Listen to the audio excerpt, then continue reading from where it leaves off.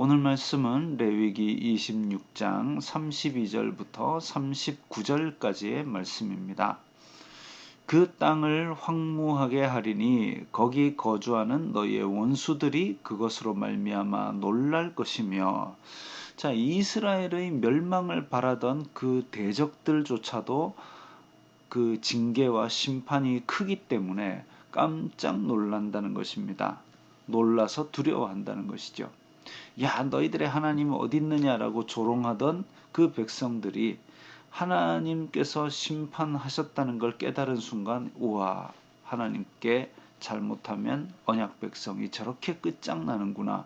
그 정도로 처참하게 이스라엘 백성들이 심판을 받을 것이라는 것입니다. 하나님의 백성이라고 떵떵거리고 소리를 냈던 이스라엘 자손들, 언약을 어겼을 때는 그 심판이 더 큽니다. 하나님의 심판은 성소에서부터 이루어진다 그랬습니다. 교회를 다닌다고 하나님의 심판이 나에게 미치지 않을 것이다. 교회를 부적 삼지 마십시오.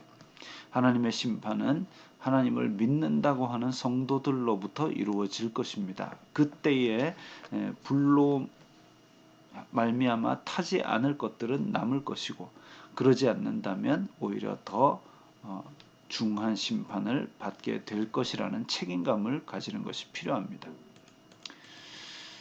내가 너희를 여러 민족 중에 흩을 것이요 내가 칼을 빼어 너희를 따르게 하리니 너희의 땅이 황무하며 너희의 성읍이 황폐하리라.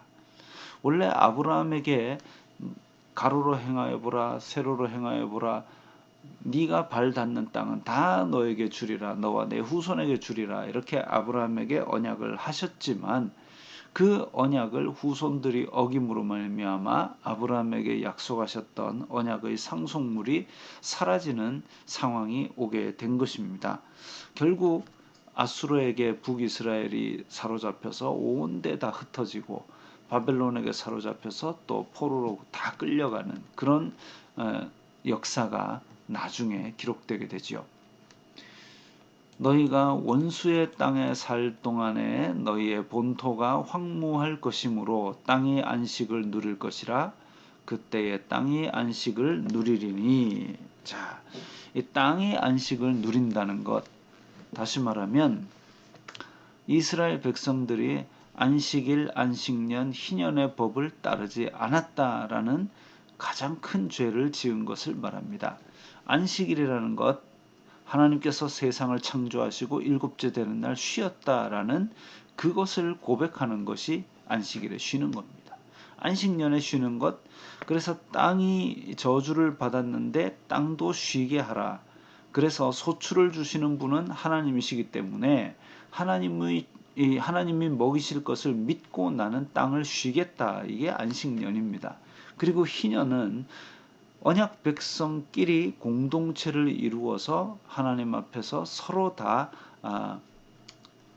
가난을 대물림하지 않고 서로 도와주는, 서로 돕고 사는 그런 공동체를 이루는 것, 그것을 어긴다라는 것은 내가 더 소유물을 많이 가지겠다라는 탐욕의 하나님의 신앙을 팔아먹은 것을 말합니다. 그래서 안식일, 안식년, 희년을 지키지 않는 것, 하나님과의 언약을 어기는 일이고 신앙 대신 탐욕을 택한 것이죠. 그런데 그것을 하나님께서는 걷어가 버리시고 그 언약을 거두시고 그 백성들을 포로로 사로잡히게 할 때에 땅은 안식을 누리게 된다라는 것입니다. 하나님이 원하시는 것은 무슨 수를 써서라도 이루십니다. 그렇기 때문에 우리는 하나님께서 우리를 도구로 사용하실 때에 기쁨으로 그 사역을 감당해야 되는 것이고, 만약에 그렇지 않을 경우에는 돌들이라도 소리 지르리라 하는 말씀처럼 누군가가 우리를 대신하게 될 때 우리는 버려진다는 것이죠. 그래서 쓰임 받을 때에 감사하게 하나님의 사역에 동참하고 그리고 그 복을, 그 은혜를 누리는 것이 마땅할 것입니다. 너희가 그 땅에 거주하는 동안 너희가 안식할 때에 땅은 쉬지 못하였으나, 자, 그 땅에 거주하는 동안 탐욕에 젖어서 안식년을 지키지 아니하고 또 가난한 사람을 압제하고 내 배를 더 불릴 때에 내 곳간이 터져 나갈 때에 땅은 쉬지 못하였으나 그 땅이 황무할 동안에는 쉬게 되리라. 다 포로로 잡혀가고 빈손으로 다 빈털터리가 되어버린다면 과연 누구를 위해서 그 탐욕을 부린 거냐 이거죠. 결국 하나님의 뜻은 이루어질 테니 하나님께 순종하라는 경고입니다. 역대하 끝에 보면 땅이 황무하여 안식을 누림같이 되었더라라고 지금 오늘 레위기 말씀을 그대로 반복합니다. 다시 말하면 이스라엘 백성들이 다 바벨론으로 잡혀가게 된 이면에는 하나님께서 참고 참아주시다가 최후의 심판을 하신 것이죠.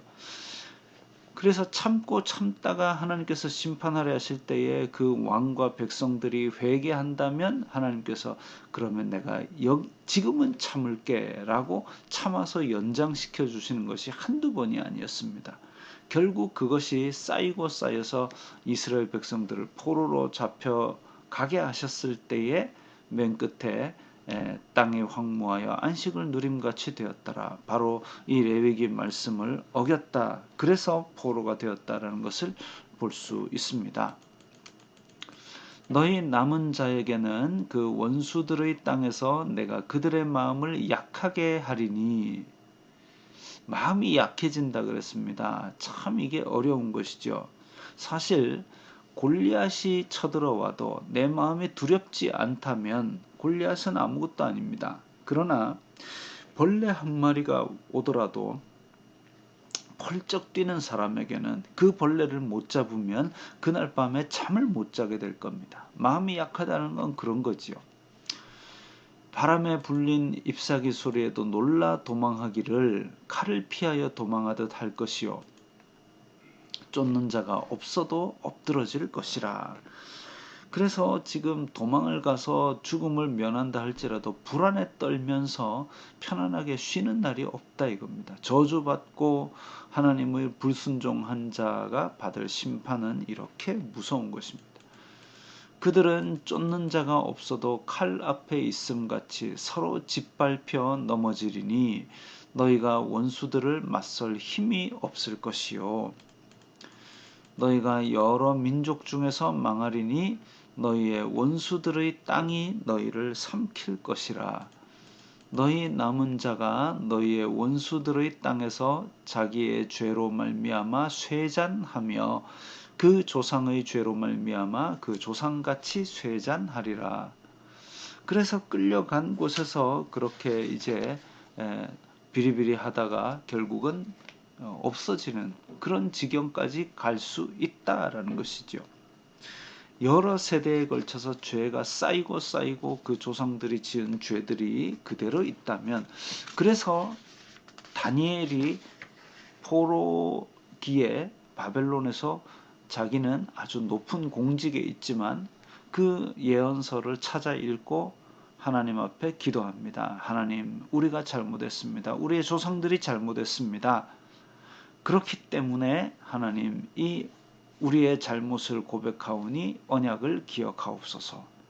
우리가 착해서 우리가 잘나서가 아니라 여호와의 이름으로 일컫는 백성 됨이기 때문입니다. 여호와의 이름을 위하여, 여호와의 이름을 인하여 언약을 기억하시고 우리를 회복하옵소서. 이렇게 기도하는 장면이 나옵니다. 그래서 하나님의 약속대로 그 70년 만에 또 바벨론 포로 생활이 회복되는 그런 일이 있게 되지요.